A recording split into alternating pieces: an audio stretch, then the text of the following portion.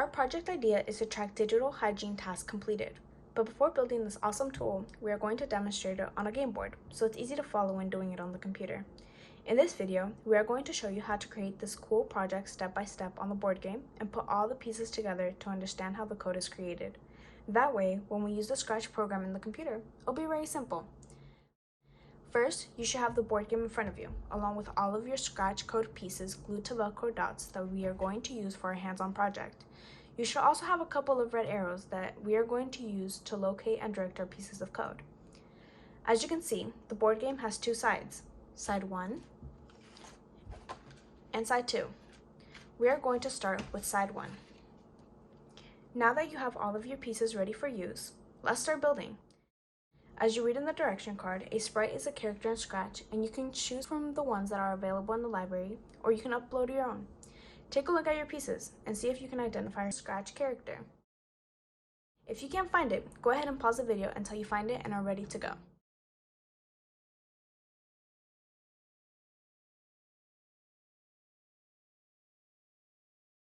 Have you located the sprite? Awesome. Let's place the sprite onto the board. At this point, go ahead and grab the arrow with the Velcro attached to it and point it to the Scratch character. Now that you have identified your sprite, let's start the code. Our first task is to set the sizing and costume of the sprite when our program starts. Before we start our code, we are going to add the yellow when green flag click code piece as the first piece of code that runs all the other codes that come after it. Think of it as a play button.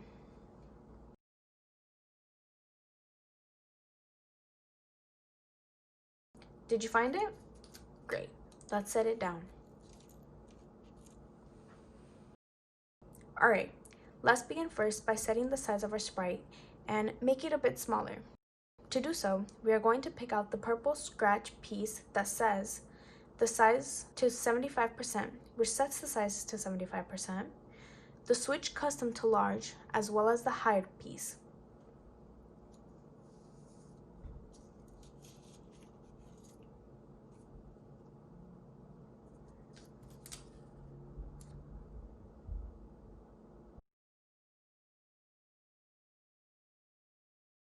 This portion of code is what changes the size of the sprite when you begin, and also lets the project run smoothly.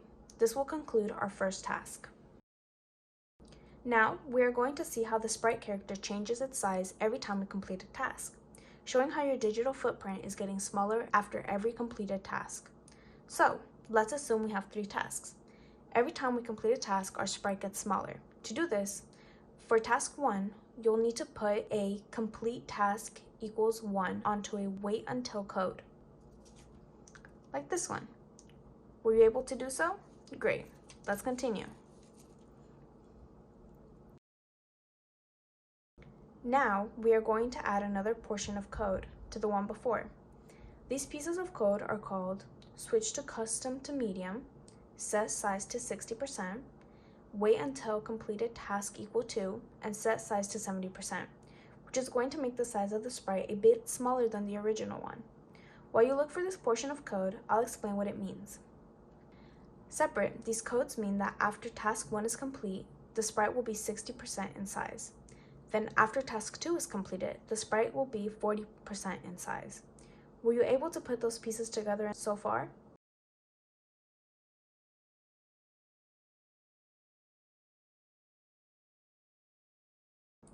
Awesome. As you can see, our sprite went down a size after each completed task. This means that we have completed task 1 and started on task 2, and the footprint is smaller than the original. Now, let's keep going. We're going to add another piece of code to our stack so when our task 2 completes, it will make our sprite friend a bit smaller than before. This piece of code is another one that we've used before called wait until completed tasks equal 3, switch costume to small, and set size to 20%.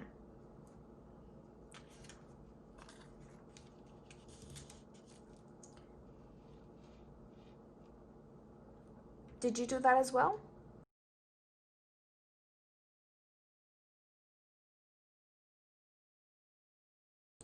Yay! At this point, you have completed our stack of code for side 1. let's go ahead and flip the board to work on side 2.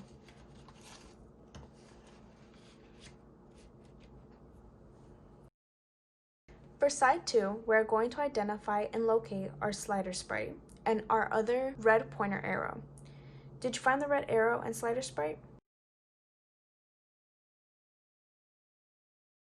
Great, let's set them down.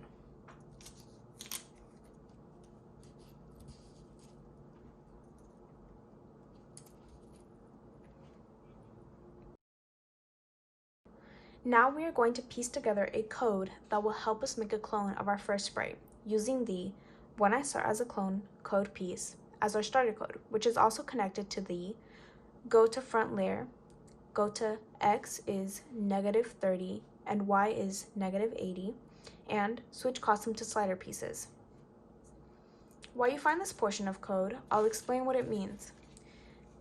This piece of code, when used in the computer Scratch project, brings out the sprite to the front layer. When it does so, we need to position it onto the layer. Then, this will give us the ability to move the slider to switch costumes. Awesome! Now let's find the piece that says, wait until touching mouse pointer and mouse down.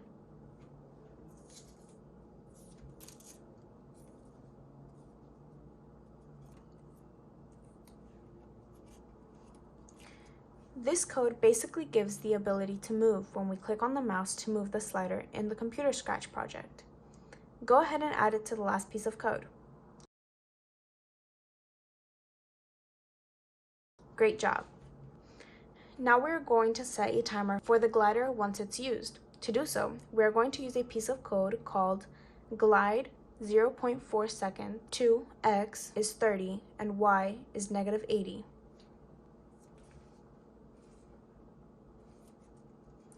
Did you connect it to the last piece? Good job! Now we are going to add our final piece of code called broadcast lock slide and delete this clone, which will trigger the slider when you click on the mouse and slide it, and it will make it disappear. This is more applicable when you will be doing this project on the computer. Did you see how that relates to the previous codes? Can you double check and make sure all of your pieces connected? They should look something like this. Great, you have completed side 2. Awesome work!